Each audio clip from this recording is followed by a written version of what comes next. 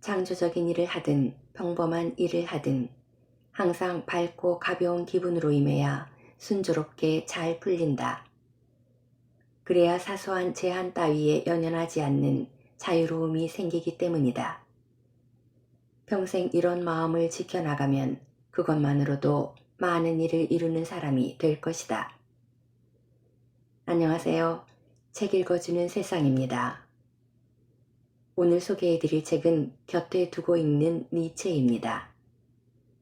사이토 다카시 지음, 이정은 옮김, 펴낸 곳은 홍익출판사입니다.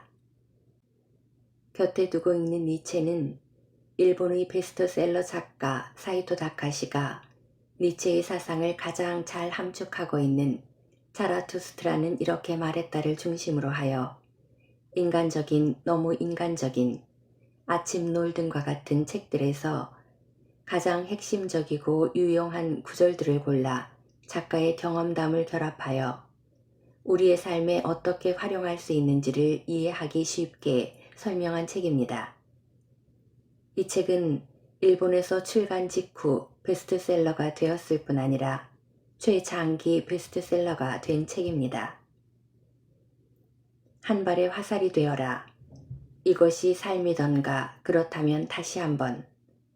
몸이 소리를 들어라. 꿀벌처럼 나누는 삶. 창조적인 삶은 어디서 오는가. 이렇게 5개의 큰 제목 안에 30가지의 글이 들어있습니다. 프롤로그와 몇 편의 글을 소개해드리겠습니다. 책과 함께 편안한 시간 되시기 바랍니다. 프롤로그. 생명은 타오르는 불꽃이다. 니체는 내 평생의 친구다. 그것도 가벼운 관계가 아니라 힘든 일이 있을 때마다 찾게 되는 영혼의 벗이다. 그 중에서도 니체의 대표 저작인 자라투스트라는 이렇게 말했다는 평소에 항상 곁에 두고 보며 삶의 지표로 삼고 있는 동반자 같은 책이다. 니체의 철학은 단순히 옛날에 배운 적이 있어 괜찮았어 라고 말하고 마는 종류의 것이 아니다. 가령 옛날에는 목욕을 하면 기분이 아주 좋아 자주 했는데 요즘은 웬만해선 목욕을 하지 않아 라고 말하는 사람이 있다면 누구나 비위생적이라며 멀리할 것이다. 대부분의 사람들이 습관적으로 목욕을 하듯 니체의 사상도 일상 속에서 습관처럼 몸에 배도록 해야 한다. 두려움이나 소심함, 우유부단함같이 어른이 되면 마음에 달라붙게 되는 정신의 때를 깨끗이 털어내주는 게 바로 니체의 철학이다. 살면서 꼭 곁에 두고 읽어야 하는 이유가 여기에 있다. 니체만큼 보통 사람들의 생활에 날마다 영향을 미칠 수 있는 철학을 말한 사람도 없다. 헤겔의 철학이론은 학문적인 지식과 사상을 통합하는 것에서 출발했기 때문에 일반인들에게는 다소 어렵게 다가온다. 칸트는 인간 이성의 구조를 알아내기 위한 치밀한 통찰에 집중했기 때문에 실생활에서 순발력 있게 활용하기엔 너무 장엄하다. 기독교나 불교가 가르치는 진리는 마음에 새겨 평생의 좌표로 삼기에는 좋지만 일상생활에서 행동의 지침으로 삼기에는 다소 어려운 거대한 담론이다. 이 종교들은 자기 반성적인 가르침에 기초를 두고 있어 세상을 살아가는 실제적인 가치와는 조금 거리가 있다. 현대인들은 누구나 정신없이 바쁜 생활을 반복하고 있다. 곳곳에서 높다란 장벽과 난관을 만나고 시시때때로 온갖 형태의 어려움에 봉착하면서 세월의 무게에 대책 없이 휘둘리기도 한다. 바로 그럴 때 니체를 만나기 바란다. 니체는 아포리즘을 특징으로 하는 사상가다. 핵심과 본질을 함축한 촌철살인의 잠언들은 독자의 가슴에 비수처럼 박히고 마음에 엉겨붙은 편견과 고정관념을 단번에 흔들어 깨워 새로운 관점으로 이끌어줄 것이다. 나에게 니체의 철학사상은 삶의 현장 곳곳에서 새로운 시야와 활력을 가져다주는 참고서 역할을 톡톡히 해주었다. 하지만 니체의 철학은 단지 읽기만 해서는 의미가 없다. 니체의 가르침을 실생활에 적용하여 피와 살이 되게 하는 것이 가장 현명한 니체의 활용법이다. 니체를 알기 위해 그가 펼쳤던 철학 이론을 완벽하게 이해하지 않아도 된다. 전체적인 이미지가 그려지지 않아도 무방하다. 그저 몇 개의 아포리즘을 좌우명으로 삼아 마음속에 소중히 간직하는 것으로도 충분하다. 이 말은 내게 보약과도 같다고 생각되는 말을 그냥 외워두자. 니체는 사람들이 상식이나 관습을 아무 의심도 하지 않고 무조건 당연하다고 여기며 생각을 멈춰버리는 태도에 항상 의문을 제기했다. 다른 방법이 있지 않을까? 다르게 생각할 수 있지 않을까? 이렇게 궁리하며 계속 기존의 것들과는 다른 답을 찾았는데 이런 그는 반역의 사고를 하는 제안자라고 할 수 있다. 현대인들은 계속해서 혁신을 추구한다. 불변을 안정된 것이라고 여기던 시대는 오래전에 끝났다. 이제 세상은 밤낮으로 쇄신, 변혁, 버전업을 외치면서 현재를 뛰어넘는 새로운 방식을 요구한다. 지금 우리에게 필요한 것은 참신함이고 가장 불필요한 것은 타성이다. 멈추지 않고 새로운 것을 만들어내는 창조적인 재능과 앞서 나가는 지식이 현대인의 필수적인 무기가 된 것이다. 니체는 당대의 철학사상계에서는 반역자로 취급되었지만 단지 기존의 상식들을 헐뜯기만 한 게 아니라 그것들을 대체할 새로운 가치관을 발견하고 제시하려고 노력했다는 점에서 지식 탐험가에 가까웠다. 니체가 단지 19세기 후반을 살았던 반역의 철학자에 머무르지 않고 지금까지도 삶의 지혜를 전하는 스승 역할을 하는 이유는 56년 짧은 생애 동안 한시도 멈추지 않았던 역동적인 사고 때문이다. 요즘 서점가에서는 인생의 험난한 고비들을 용감하고 지혜롭게 돌파하는 데 도움을 준다는 책들이 넘쳐난다. 그러나 그런 책들이 수십만 권이 있다 해도 니체의 아포리즘에서 건져 올린 단 한 줄의 무게와 비교되지 않는다고 감히 장담한다. 당신도 니체를 만나볼수록 틀림없이 그렇게 느낄 것이다. 이 책은 니체의 사상을 가장 잘 함축하고 있는 자라투스트라는 이렇게 말했다를 중심으로 하여 그 밖에 다양한 니체의 저서들을 곁들이고 여기에 매일같이 니체라는 강풍을 기꺼이 맞아온 나의 경험담을 결합하여 이야기를 풀어나갈 것이다. 이 책을 통해 독자 여러분이 생명은 타오르는 불꽃이라고 말했던 니체의 힘찬 메시지를 느껴준다면 더없이 고맙겠다. 자기 자신을 칭찬한다는 것. 니체는 1888년에 쓴 저서 이 사람을 보라 해서 이렇게 말했다. 나는 이 책으로 인류에게 최대의 선물을 했다. 여기서 말하는 이 책은 니체의 역작 자라투스트라는 이렇게 말했다이다. 니체는 생전에 많은 작품을 썼지만 상업적으로 성공하지 못했고 설령 몇몇 독자들이 읽었더라도 제대로 이해하지 못했을 정도로 난해해서 대중과는 멀찌감치 떨어져 있었다. 이런 상황을 누구보다 잘 알았던 니체는 만천하에 자신의 진면목을 제대로 보여주고자 이 사람을 보라를 썼다. 자신의 사상을 올바로 해석하는 방법을 독자들에게 알려주기 위해 쓴 이 책은 분량은 적지만 니체 철학을 이해하는 데 큰 도움을 준다. 나는 이 책으로 인류에게 최대의 선물을 했다라니 얼마나 대단한 자신감인가.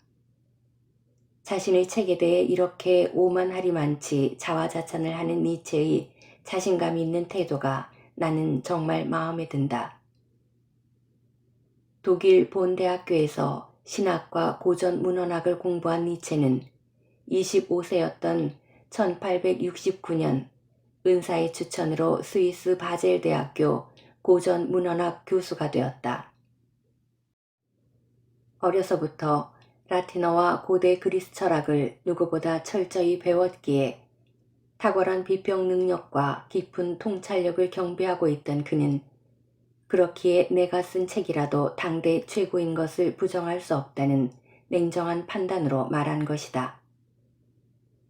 보통 사람이 이런 식으로 말하면 대부분의 사람들은 자기 자랑이라고 받아들이며 눈살을 찌푸린다. 아무리 유명 작가라도 자신의 작품을 졸졸하고 낮추며 머리를 조아리는 이유는 겸손이 미덕이라는 통념 때문이다. 하지만 오랜 세월 공들여 쓴 자기 작품을 변변치 않다며 겸양을 떠는 모습이 때로는 스스로를 방어하기 위한 변명으로 들릴 때가 있다. 타인에게 공격받기 싫어서 혹은 나중에 있을지 모르는 주변의 실망에 대비하기 위해 스스로 한 발짝 물러나 자신을 실제보다 한참 낮춰버리는 것이다. 나는 그런 태도가 공정하고 객관적인 평가를 회피하려는 자기 방어에 불과하다고 생각한다. 니체는 어린 시절부터 천재 소리를 들었고 이례적으로 20대의 대학 교수가 되었다. 그런데 그 당시 열렬히 교류했던 위대한 오페라 작곡가 바그너에게 헌정하기 위해 1872년에 발표한 작품 비극의 탄생이 학계로부터 전혀 인정을 받지 못하자 시리에 빠지게 되고 이때부터 천재 특유의 방황을 거듭하며 대학 내에서 점차 고립되어 갔다. 그 뒤로 이어진 바그너와의 절연, 루살로메와의 사랑의 실패, 가족과의 불화와 날로 심각해지는 병증 등 고달픈 삶이 계속되면서 점점 몸과 마음이 피폐해졌다. 많은 천재들이 대개 그렇듯이 현실과 맞닿지 않는 이상과 그럴수록 가슴에 쌓이는 좌절감이 그를 절망에 빠뜨렸던 것이다. 자라투스트라는 이렇게 말했다는 이러한 난관에서 벗어나고자 1883년에 이탈리아 라팔로에서 집필을 시작한 작품이다. 그 후 1885년까지 3년 동안 학계와 대중의 철저한 외면 속에 사부까지 줄기차게 출간했는데 마지막 권은 단지 자비로 40분을 출판했을 뿐이다. 그렇게 어렵사리 펴낸 인생의 역작이었지만 안타깝게도 이 책으로 독자와 더욱 멀어지게 되었다. 이전에 발표된 책들보다도 훨씬 더 난해했기 때문이다.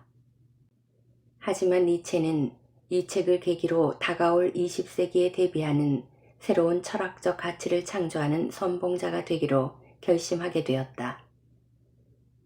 그가 살았던 시대는 19세기 막바지로 유럽 대륙 일대에 격렬한 변화의 물결이 요동칠 때였다. 니체는 머지않아 닥칠 새로운 세상에 대응할 참신한 철학적 가치를 구축할 임무가 자신에게 있다고 믿었기에 자라투스트라는 이렇게 말했다의 좌절에도 불구하고 보란듯이 그 가치를 설명한 이 사람을 보라를 써냈다. 따라서 니체에게 나는 이 책으로 인류에게 최대의 선물을 했다는 자화자찬은 결코 근거가 없는 안일한 마음에서 나온 것이 아니었다. 니체는 자라투스트라는 이렇게 말했다 해서 이렇게 썼다. 먼저 대담하게 자신을 믿는 것이 좋다. 그대들 자신과 마음을 믿는 것이 좋다. 자신을 믿지 않는 자의 말은 언제나 거짓이 된다. 니체는 그만큼 자신의 능력을 신뢰했고 언젠가는 사람들이 자신의 철학을 이해해 줄 것으로 믿었다. 비록 당대는 아니더라도 그가 죽고 나서 곧바로 시작된 20세기 이후 그가 믿었던 것들이 세상에서 실현되었으니 그의 말이 허무맹랑한 것은 아니었다. 강연을 할 때 나는 청년들에게 자신의 능력을 얼마나 신뢰하는지를 묻곤 한다. 정말로 이해할 수 없는 일은 요즘 청년들은 자기 스스로를 하찮은 존재로 취급하면서 낙제에 가까운 점수를 준다는 것이다. 자기가 자신을 쓸모없는 인간으로 취급하니 앞날에 대한 자신감이나 향상심은커녕 현재를 살아가는 의지마저 부족한 것은 너무나 당연하다. 일, 기획, 작품 등은 내가 만들었다는 이유로 또는 다른 사람이 만들었다는 이유로 평가되는 게 아니다. 순수하게 그 작품의 완성도에 따라 평가된다. 누가 그것을 만들었는가가 아니라 잘 만들어졌는가가 우선이다. 모든 일에 있어서 좋고 나쁨을 판단하는 객관성이 중요하다. 이런 시각을 가진 사람들은 어떤 일을 실행하는데 막힘이 없다. 청년들도 니체처럼 냉철한 판단력을 가지고 자기 능력을 신뢰하며 굳게 믿어야 한다. 이 사람을 보라의 목차를 보면 누구나 말문이 막힐 것이다. 서문에 이어서 다음과 같은 제목의 장이 열거되고 있기 때문이다. 나는 왜 이렇게 지혜로운가? 나는 왜 이렇게 똑똑한가? 나는 왜 이렇게 좋은 책들을 쓰는가? 이 세 문장만을 뚝 떼어놓고 본다면 이게 웬 치기 어린 말이냐고 혀를 찰지도 모른다. 많은 독자들은 니체가 풀어내는 엄청난 자화자찬에 벌어진 입을 다물지 못한다. 그러나 한편으로 생각해보면 오늘의 청년들에게 니체와 같은 자신감이 너무 부족한 것이라고도 볼 수 있다. 정말 우수한 것은 우수하다고 단언하는 정신 또는 어리석은 것을 알아보는 날카로움을 바탕으로 하는 자신감이 필요하다. 그렇더라도 현실은 그리 녹록지 않다. 우리는 주변 사물이나 사람에 대해 너그럽게 말하지 않으면 지나치게 각박한 사람이라는 낙인을 찍어 배척하거나 심지어 증오의 대상으로 삼는 경우가 많다. 그래서 엉뚱한 오해를 받느니 차라리 입을 닫는 게 좋다고 생각하게 되고 굳이 말할 일이 있더라도 최대한 타인에 대한 배려와 관용의 울타리 안에서 몇 마디 내뱉게 된다. 아무리 침묵은 금이라지만 자기 PR 시대에 마냥 입을 꾹 다물고만 있으면 오히려 속내를 알 수 없는 음흉한 사람 취급을 당할 수도 있다. 가끔 기업의 요청으로 입사시험의 면접관 역할을 할 때가 있는데 뭔가 질문을 던지면 과묵하다 못해 아예 벙어리가 되어 쩔쩔매는 지원자를 심심치 않게 볼 수 있다. 왜 그렇게도 바라는 취직을 위해 입사시험을 보면서 당당하게 자신의 진면목을 피력하지 못하는 것일까? 신입사원을 뽑으려는 기업은 최소한 나는 왜 이렇게 지혜로운가? 나는 왜 이렇게 똑똑한가? 나는 왜 이 회사에 입사하려고 하는가를 당당하게 전달할 줄 아는 인재를 원한다. 지나치게 주의를 신경 쓰면서 언행을 자제하는 태도가 체화되면 인간관계에서의 의사소통은 겉만 번지르르 할 뿐 알맹이는 하나도 남지 않을 것이다.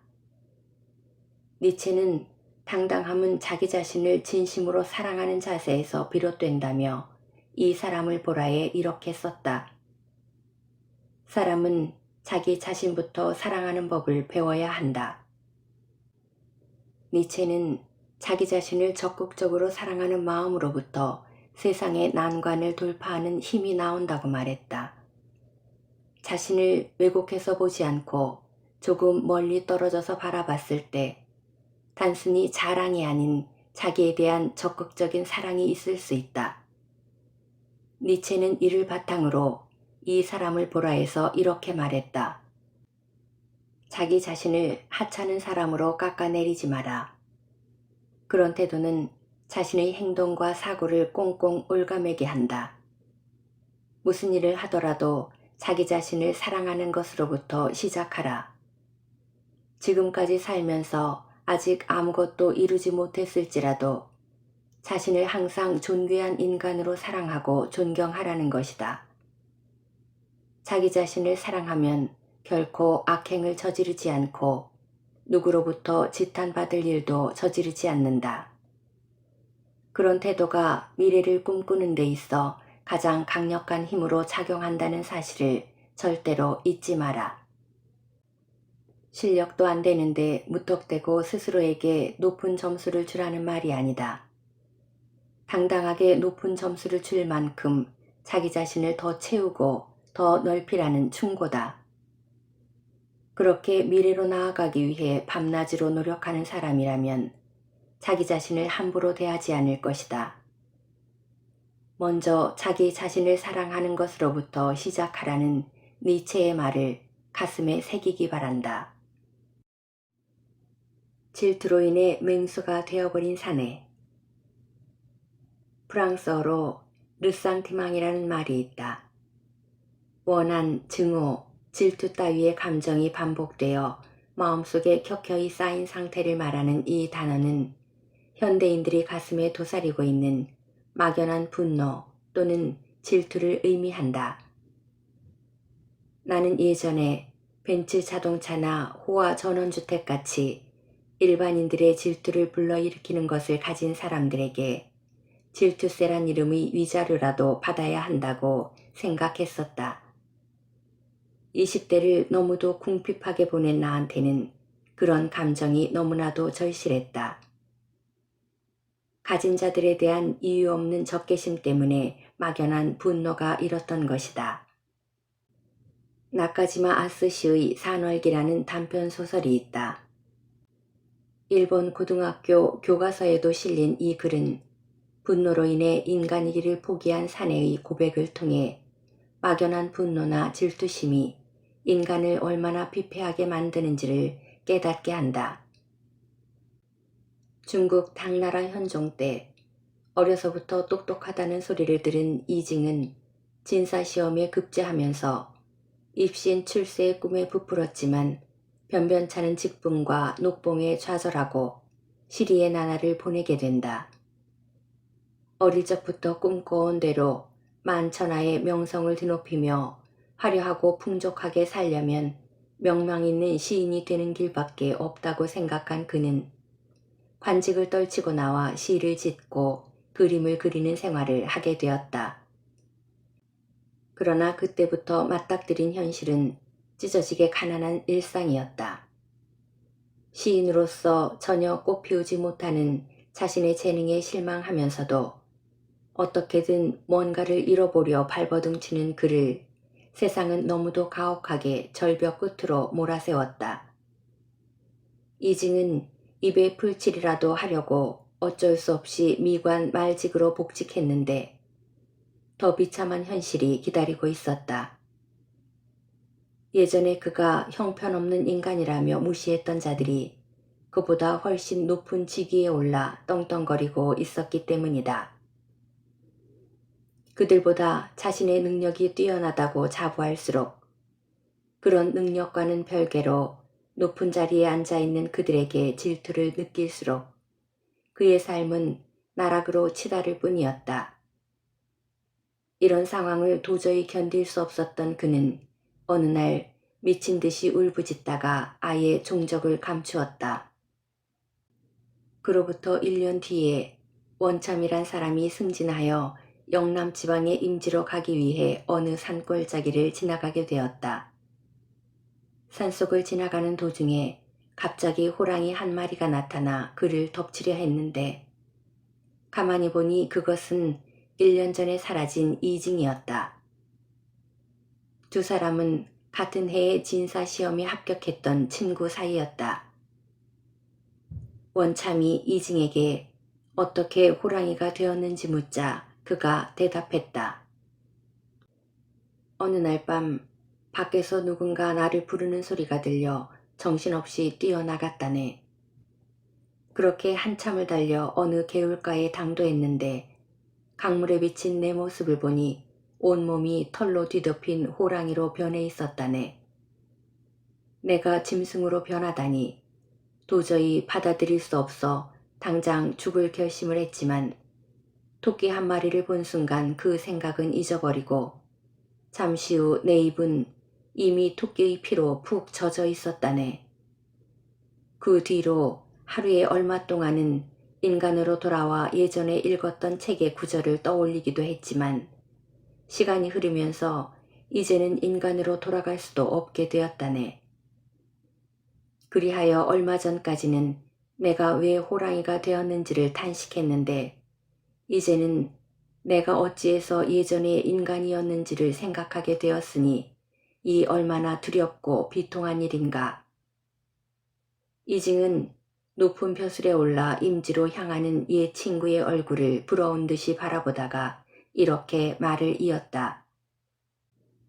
나는 시로서 명성을 얻고자 했으면서도 스승을 찾지 않았고 성공을 바라보면서도 벗들과 더불어 공부에 온몸을 던지지도 않았다네. 돌이켜보면 나에게는 그 잘난 자존심이 바로 맹수였던 것일세. 결국 자기 자신에 대한 과도한 평가와는 달리 자신을 알아주지 않는 세상에 대한 반감이 그를 망쳤고 자기보다 못한 자들의 성공에 분노와 질투를 참지 못하면서 인간이기를 포기하게 되었다는 것이다. 이징은 바로 르상티망의 불길에 희생된 전형적인 인물이라 하겠다. 자기보다 능력이 훨씬 부족한 것 같은데도 엄청나게 성공한 사람이나 만나서 얘기를 나눠보면 별로 대단할 것도 없는데 크게 인정받는 사람을 보면 자신도 모르게 질투심이 발동하는 것은 누구나 경험하는 일이다. 하지만 이징처럼 화병으로 키워버리면 자기 자신도 감당 못할 맹수가 될 수 있다. 분노나 질투에 휘둘리게 되면 좋은 점들을 왜곡하여 받아들이거나 긍정적인 것에도 눈을 감아버리는 습성이 생겨 종국에는 자신을 나락으로 떨어지게 만든다. 자기 자신을 병들게 하는 르상티망의 싹을 어떻게 잘라내느냐. 바로 거기서 니체가 말하는 초인으로 가는 길이 시작된다고 할 수 있다. 보통 부정적인 감정으로 여겨지지만 때로는 삶을 더욱 견고하게 지탱해주는 에너지가 있다. 열등감도 그중 하나다. 신체적으로나 정신적으로 앞서 달리는 사람들보다 훨씬 뒤떨어지는데도 나중에 보면 가장 먼저 결승점에 도달하는 사람이 있다. 부족이나 결핍이 그 사람으로 하여금 더 강하게 살아남게 하는 원동력으로 작용한 것이다. 그렇더라도 열등감에서 비롯된 에너지는 다루기가 무척이나 힘들다는 점에서 핵 원료와 비슷하다. 그로 인한 감정들을 세상에 대한 원한이나 증오심으로 발동시키는 사람들이 있는데 그런 사람들은 그 감정의 씨앗을 버리면 전혀 힘이 나지 않는다.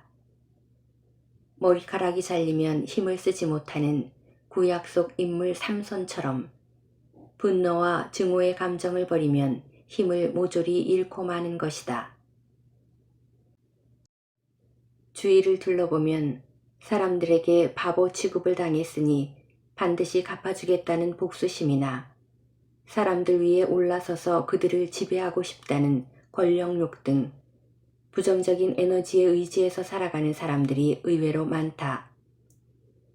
이처럼 부정적인 에너지의 삶을 맡기면 그 끝은 반드시 파열음을 내며 부서지게 되어 있다. 헤르만 헤세의 소설 데미안에 이런 구절이 나온다. 우리가 누군가를 미워한다면 그건 우리 자신 안에 잠들어 있는 것들을 미워하는 것이다. 우리 자신 속에 없는 것들은 우리를 흥분시키지 않는다. 타인을 부정하는 힘을 자신을 개선하고 발전시키는 에너지로 바꾼다면 어떨까? 타인에 대한 개인적인 증오를 그것 자체에 그치지 않고 반드시 그 사람보다 나아지겠다고 결심하고 밤낮으로 매진한 끝에 성공을 거두었다는 이야기는 서점가의 성공학 책에 곧잘 등장한다. 그들은 하나같이 이렇게 말한다. 자신의 노력 부족을 타인이나 세상에 책임 전가하고 그로써 끝을 낸다면 정말 큰 문제다. 다른 존재를 부정하는 힘이 나로 하여금 미래로 달려나가게 하는 활력이 아니라 변명으로만 작용한다면 결과적으로는 자기 자신의 모든 것을 부정하는 셈이 되기 때문이다. 삶을 지탱하는 에너지는 자기 자신 안에서 찾아야 한다. 그렇기에 니체는 지금의 자기가 싫기 때문에 전혀 다른 인간이 되고 싶다면서 현재의 자신을 경멸하거나 스스로에게 반발하는 태도를 가장 경계했다.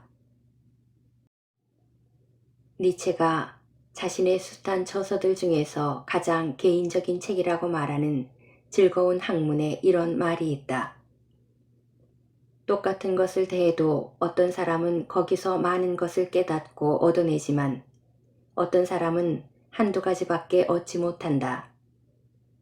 사람들은 이를 능력 차이라고 말하는데 사실 우리는 어떤 대상으로부터 무엇을 얻어내는 게 아니라 그것에 의해 촉발된 자기 안에 무엇인가를 뽑아내는 것이다.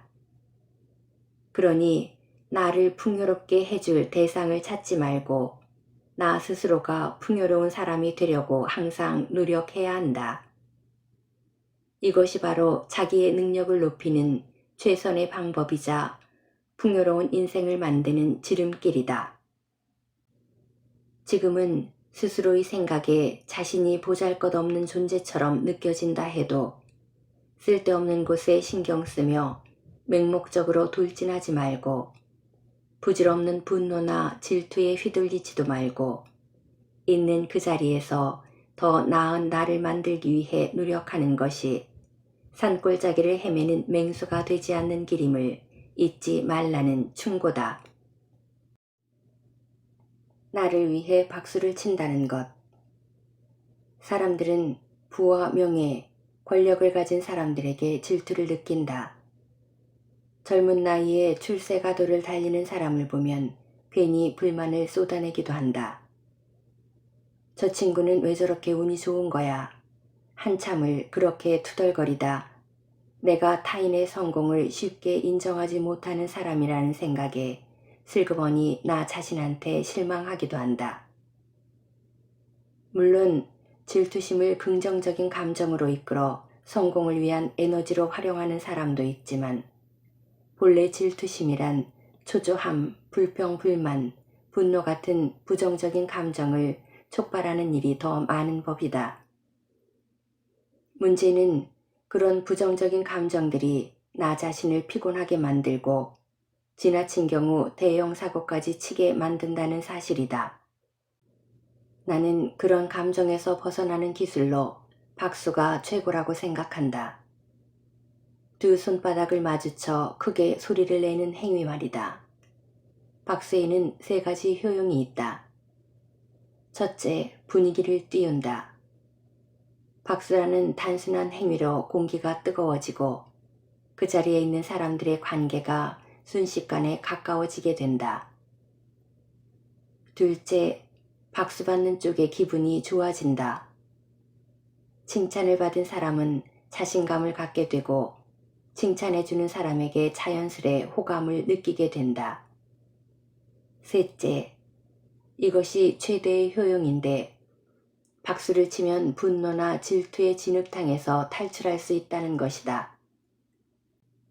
예를 들어 회사에서 기획회의를 하는데 다른 사람들의 아이디어가 내 것보다 훨씬 훌륭하다고 치자. 이럴 때 대부분의 사람들은 솔직하게 칭찬하지 못하고 이런저런 구실을 붙여 다른 사람의 제안을 깎아내리기 십상이다. 아이디어는 좋은데 현실적으로 가능할지 모르겠네. 말은 쉽지만 성사시키기 어려울 것 같은데. 이렇게 칭찬인지 비판인지 모를 발언을 하며 기본적으로는 찬성하지만 결과적으로는 동의하지 않는다는 속내를 드러내는 경우를 흔히 본다. 한참 어린 풋내기 사원이 우수한 아이디어라도 내놓으면 상황은 더욱 냉랭하게 얼어붙는다. 이런 때 먼저 박수를 치면서 아주 괜찮은 생각이네. 좋아, 자네 말대로 하면 잘 될 것 같아 하면서 긍정의 반응으로 시작하면 얘기가 완전히 달라진다. 당신이 그렇게 말했다면 그것은 헐뜯고 비판하고 비웃는 일반적인 인간의 모습에서 탈피했기 때문에 그만큼 초인에 가까워졌다고 할 수 있다. 나는 여러 강연들을 통해 박수의 중요성을 강조해 왔고 여러 해 전에 출간한 회의혁명이라는 책에서도 이를 자세히 다룬 바 있다. 박수의 중요성을 공감하는 사람들도 실제 회의 도중이나 끝자락에 박수를 치는 일에 인색한 경우가 많은데 이는 영업회의든 전략회의든 근엄해야 한다는 선입관 때문이다. 내 생각은 다르다.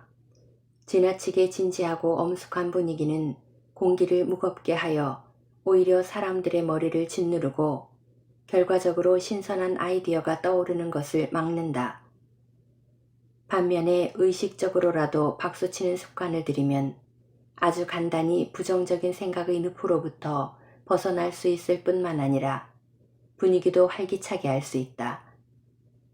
박수를 치는 행위가 우리 모두 하나라는 동료의식을 이끌어내 더 나은 결론을 도출하도록 만든다면 그것에 인색할 이유가 전혀 없다.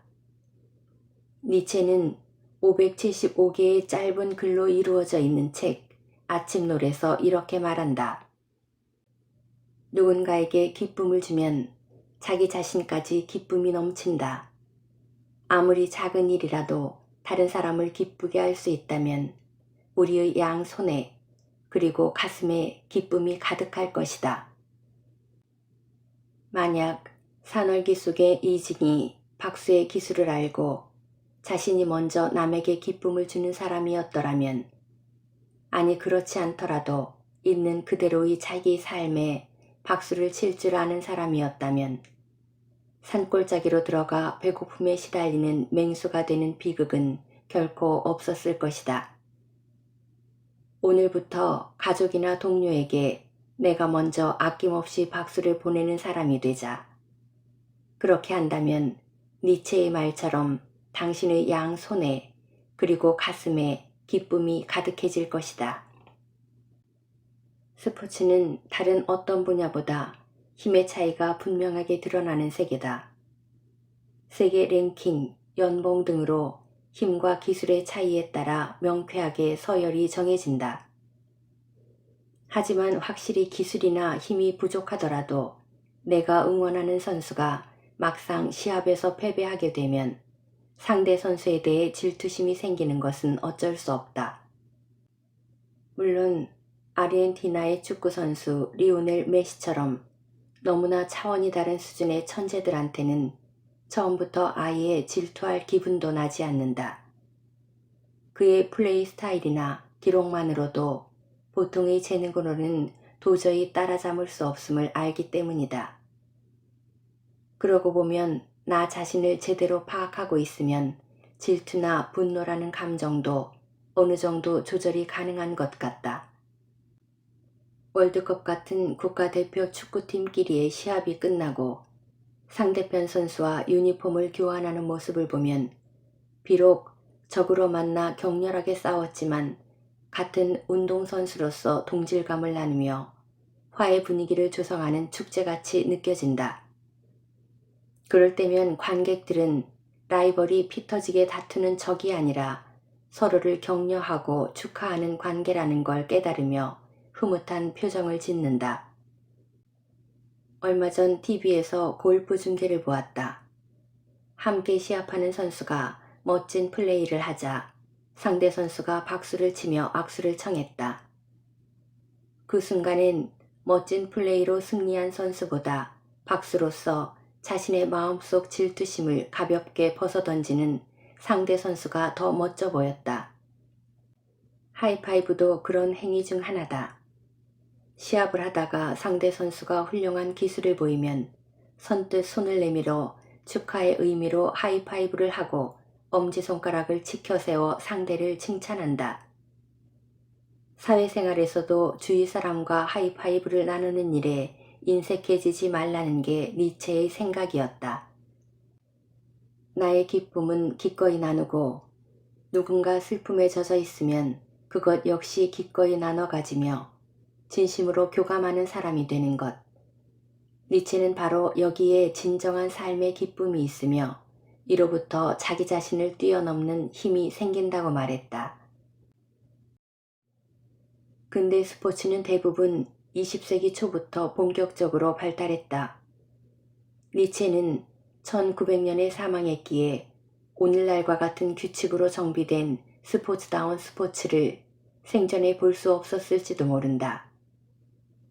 그럼에도 니체가 남긴 수많은 아포리즘 중에는 스포츠가 갖는 의미와 맥락이 통하는 것들이 많아 흥미롭다. 니체는 아침놀에서 이렇게 말한다. 자기 자신을 정확히 아는 것으로부터 시작하라. 스스로에게 거짓말을 하지 말고 항상 성실해야 한다. 자신이 어떤 사람인지, 어떤 습성을 갖고 있으며 어떤 반응을 보이는 사람인지 제대로 알아야 한다. 자신을 제대로 알지 못하면 사랑을 사랑으로 느낄 수 없다. 사랑하기 위해, 사랑받기 위해 스스로를 정확히 아는 것부터 시작하라. 자신조차 모르면서 상대를 알기란 불가능한 일이다. 스스로를 아는 사람은 언제 어디서든 자기 자신에게 박수를 보내줄 줄 안다. 힘들고 외로울수록 자기 자신과 하이파이브를 하며 뜨겁게 응원하고 격려한다. 그런 사람은 잠시나마 곤란이나 역경과 마주쳐 힘들 때를 보낼 수는 있어도 멀리 본다면 인생이라는 시합에서 누구보다 많은 승리의 기쁨을 맛보게 될 것이다.